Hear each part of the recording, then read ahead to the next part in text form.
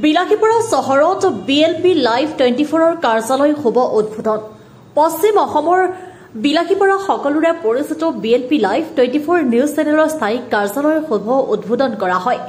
বিলাসীপুৰৰ জ্যেষ্ঠ সাংবাদিক ফৰিজউদ্দিন আহমেদৰ তত্বাৱধানত গণ্যমান্য ব্যক্তিসকলৰ উপস্থিতিত বিলাসীপুৰ চহৰৰ কাশ্মু বজাৰৰ সমীপত হাছান আলী আহমেদৰ বিল্ডিঙৰ চতুৰ্থ মহলাত চেনেলটোৰ কাৰ্যালয় হ'ব উদ্বোধন কৰা হয়।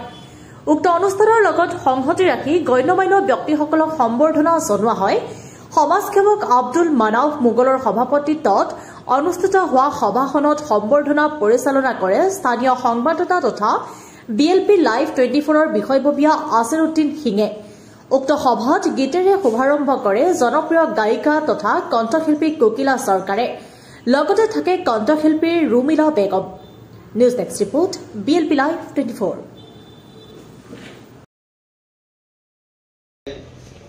ফরিজউদ্দিন আহমেদ।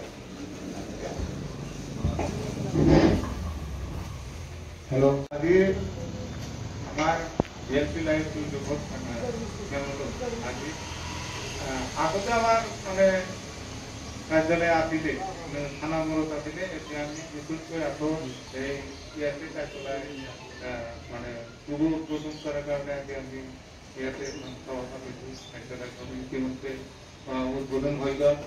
কিন্তু আজি এইখন সভা উদ্দেশ্যটো হ'ল যে কাৰ্যালয়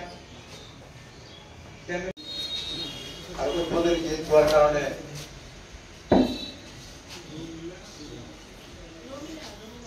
ৰমিলা বেগম আমন্ত্ৰণ জানাইছো আমাৰ উদ্বোধনে গীত গাওয়াৰ কাৰণে।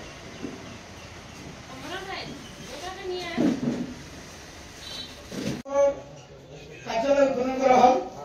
তাৰপিছতে যেহেতু ইতিমধ্যে আমাৰ কাৰ্যসূচী আৰম্ভ হৈছে, কাৰ্যসূচী হিচাপে যেহেতু আমাৰ সম্বৰ্ধনা আছে, আমি সম্বৰ্ধনাটো সৰ্বপ্ৰথমত যেহেতু সভাৰ সন্মানীয় সভাপতি তেখেতক আগত আৰম্ভ কৰিব লাগে। আমাৰ সভাৰ আজিৰ সভাৰ সন্মানীয় সভাপতি আব্দুল মান্নাফ মোগল চাহেবক এখনি ফুলান গামোচাৰে সম্বৰ্ধনা দিবলৈ আমাৰ যিকোনো এজনক অনুৰোধ জনাইছো।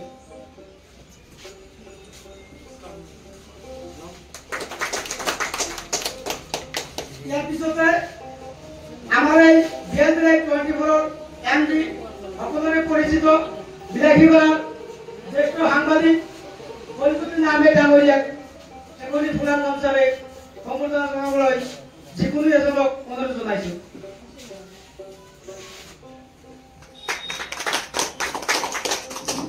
ইয়াৰ পিছতে আমাৰ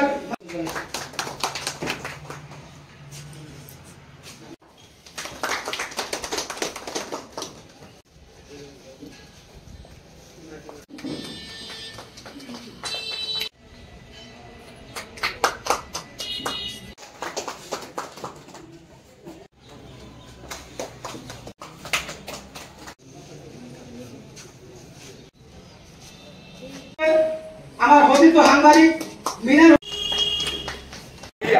বা প্ৰেছ ইয়াৰ এটা অতঃপত্ৰ সম্পৰ্ক আছে। বা প্ৰেছ ইয়াৰ এটা অতঃপত্ৰ সম্পৰ্ক আছে।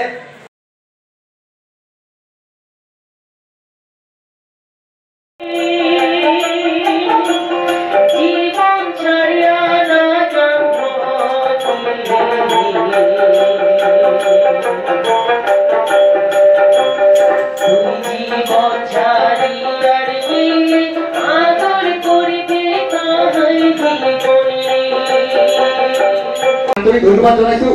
অসীম কষ্টৰে যি আজি যি কামত আগবাঢ়িছে, আল্লাহ ভগৱানে তেখেতক এই কামত সফল কৰক বুলি প্ৰত্যেকে হাত চাপি তেখেতক ধন্যবাদ জনাবলৈ অনুৰোধ জনাইছো। আৰু এই চেনেলৰ যোগে আজি জাষ্টিছ ফৰ যোগেন গাগৰ ন্যায় বিচাৰিছো বুলি মই আশা দিলোঁ। জয় অসম।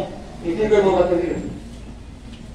ধন্যবাদ সভাপতি ডাঙৰীয়া, লগতে আমাৰ লগত উপস্থিত বিভিন্ন ৰাজনৈতিক দলৰ অৰাজনৈতিক দলৰ নেতাকৰ্মীসকল, লগতে বিশেষকৈ আমাৰ অতিকে শ্ৰদ্ধাৰ সাংবাদিক বন্ধুসকল আৰু সন্মানীয় সদন, যিয়ে নহওক আমাৰ পূৰ্বৱৰ্তী বক্তাসকলে বহুত ধুনীয়া ধুনীয়া কথা কৈ গৈছে আৰু বেছি কিবা ক'ব লাগিব সেইটো মই নাভাবোঁ তথাপিও সভাপতি ডাঙৰীয়াৰ নিৰ্দেশত মই দুই এষাৰ কথা ক'ব গৈছোঁ যে আজি বিএলপি এনেকুৱা এজন ব্যক্তি যে তেখেতক আজি মই প্ৰায় 20 বছৰ ধৰি লগ পাইছোঁ